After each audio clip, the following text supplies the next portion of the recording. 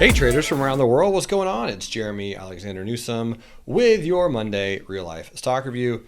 We had a nice, gnarly gap down on the broader markets today. I mean, that was a strong open. Look at Friday's really nice lower shadow. And if you zoom into like an hourly chart, check out that base that we formed that we just really had a beautiful open below. I mean, all these people, days and days worth of people trapped at open. So great gap on the SPY this morning. Some good selling did come in. So if you were a bear for the first 3 hours, you got paid. But if you were a bull later in the day, you also got paid. This was a day trade that I took on Intel, INTC. Intel's been just absolutely schmammered recently. Really in the last, 5-6 days, it's down 17%. So the weekly 200 simple moving average on the adjusted for dividends chart, so if you're factoring in dividends, we came down to that for the first time in a long time. We didn't actually even hit that during COVID. So we're bouncing off of that now. 46.43 is where I went long on a short, literally 5-minute chart. And it doesn't look like a big gain, and it wasn't. But it was a win where I was able to get in at that price, have a nice lower stop, and just slowly peeled out some of the positions as we went higher and higher. And one small on Intel for a day trade. Same with DraftKings. A lot of people focusing on DraftKings right now. The interesting thing is on DraftKings, however, we did close below that hammer from yesterday.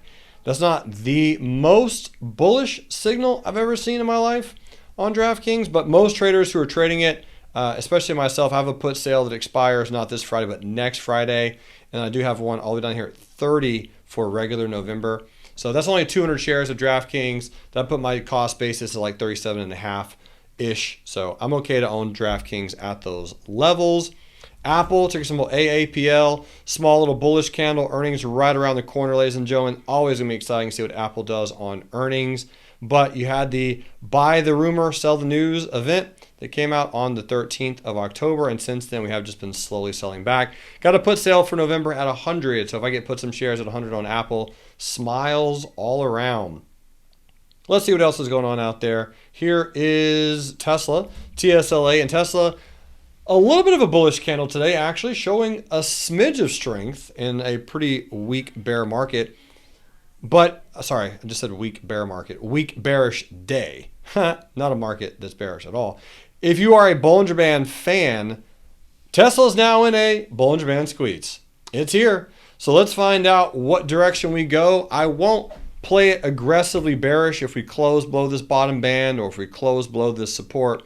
But if we do close below that support, I will buy some puts just to manage some of the longs that I'm in, just as a protection. But this is the most that Tesla's traded sideways really since October 2019. Well, even farther than that, yeah. So yeah, the late August, that time frame here, August to October 2019. This is the longest we've traded sideways since then. So it's good. It needed to happen. I'm glad it is. Just sit back, relax, and let's just see what happens on Tesla over the next few days or weeks. And of course, tons and tons of earnings coming out this week. Teledoc, I'm going to be watching this one very closely, hoping and crossing my fingers for a gap above 240. That would obviously be best case scenario. I don't think it happens because, best case scenario rarely does.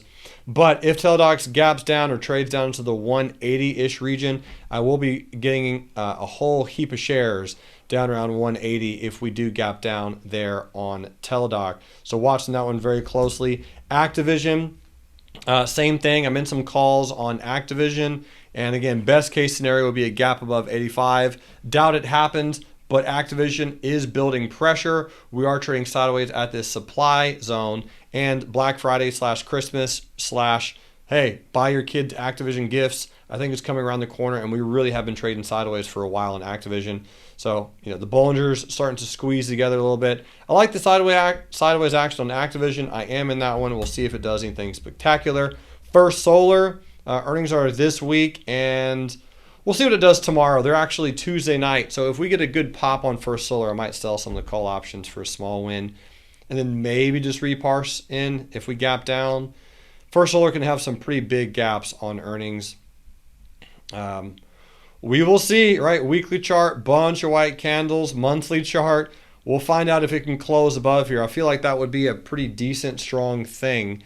This is one to watch for sure, and man, it would be so amazing if FSLR actually gaps up large on earnings. But again, will it?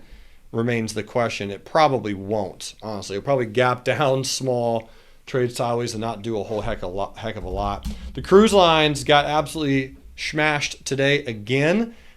Cruise lines, big gap down. You're still just testing the 100 simple. Just has a hardest time ever closing above the weekly 20 and then holding. In fact, last 2 times, Norwegian closed above the 20 on the weekly, it sold off.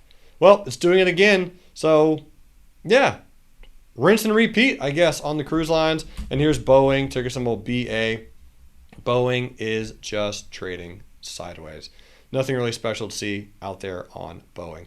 Folks, if you do have any stocks that you want me to look at, throw them in the comment section below, and I will be back on Wednesday when I'm in Vegas, and I'll make sure that I review the stocks that you want me to cover for that particular stock review. Thanks so much for tuning in. I hope you've been enjoying the content Real Life Trading has been putting out recently on our YouTube channel. And until you see me again, love life, and trade it. You rock.